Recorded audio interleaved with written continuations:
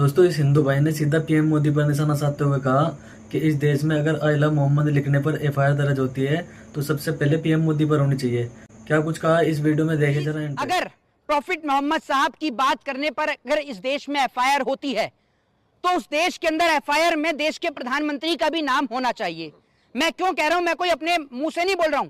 देश के प्रधानमंत्री देश को संबोधित करते हुए पैगंबर मोहम्मद साहब, प्रॉफिट मोहम्मद साहब का जिक्र करते हुए अपने मन की बात में कहते हैं कि ज्ञान ही अहंकार को हरा सकता है। प्रॉफिट मोहम्मद साहब का बात करते हुए उन्होंने पहले कहा कि पैगंबर मोहम्मद साहब कहते हैं कि ज्ञान ही अहंकार को हरा सकता है। तो अगर एक व्यक्ति जो प्रॉफिट मोहम्मद साहब का नाम लेता है, अगर उसके ऊपर एफआईआर दर्ज होती है तो फिर तो प्रधानमंत्री के ऊपर तो डायरेक्ट जेल भेज देना चाहिए, क्योंकि प्रधानमंत्री तो डायरेक्ट वो बता रहे हैं कि पैगंबर मोहम्मद साहब क्या कह रहे हैं। दूसरी बात ये कि मैं हिंदू हूं और मैं अपने स्टेटस पे तमाम जगह पर और वो लिखता हूं कि I love Mahadev, I love जय माता दी। ठीक है, हम लोग लिखते हैं भाई, अपने भगवानों का नाम लेके हम लिखते हैं क्योंकि हम उनसे प्यार करते हैं। तो भारत एक डेमोक्रेटिक कंट्री है, एक लोकतांत्रिक देश है। यहां पर लोगों को जिस तरीके से एक हिंदू को आई लव महादेव कहने की आजादी है, ठीक उसी तरीके से मुस्लिम भाइयों को भी आई लव मोहम्मद कहने की आजादी है। और देश का प्रत्येक नागरिक तो कहता है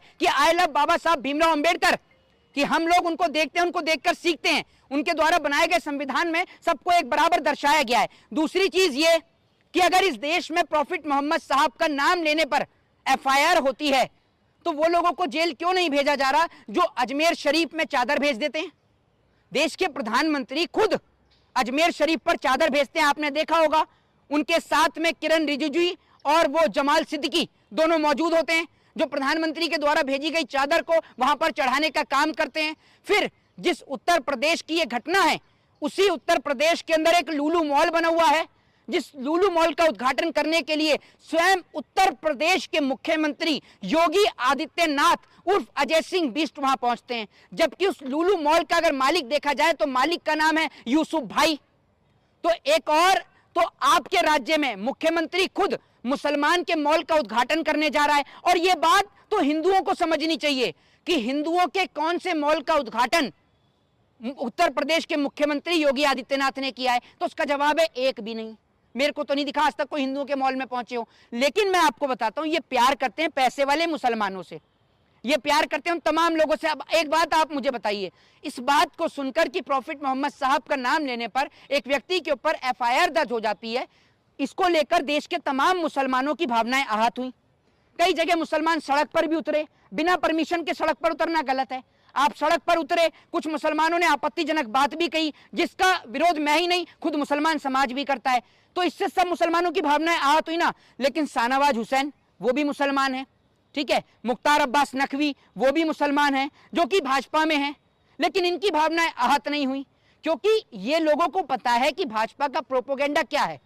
आने वाले कुछ समय में बिहार का चुनाव है, आने वाले कुछ वक्त में बंगाल का भी चुनाव है, फिर उसके बाद असम का भी चुनाव है, उसके बाद में आपका मुंबई बीएमसी इलेक्शन का भी चुनाव है। तो बहुत सारे चुनाव हैं।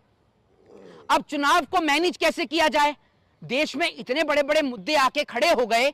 एक और H1B वीजा का मुद्दा खड़ा हो गया, एक और ट्रंप के टैरिफ का मुद्दा खड़ा हो गया, दूसरी ओर मोदी जी की चाइना की यात्रा की बात खड़ी हो गई। तो इन सब बातों से ध्यान कैसे हटाया जाए? तो बात लेके आई गई बीच में मोहम्मद तो इस देश में जब भी कोई मुद्दा उठता है तो सीधा टारगेट किया जाता है मुसलमानों को। अब थोड़ा बात को समझिए, और अगर वीडियो पसंद आए तो वीडियो को एक लाइक करें और चैनल को सब्सक्राइब जरूर करें।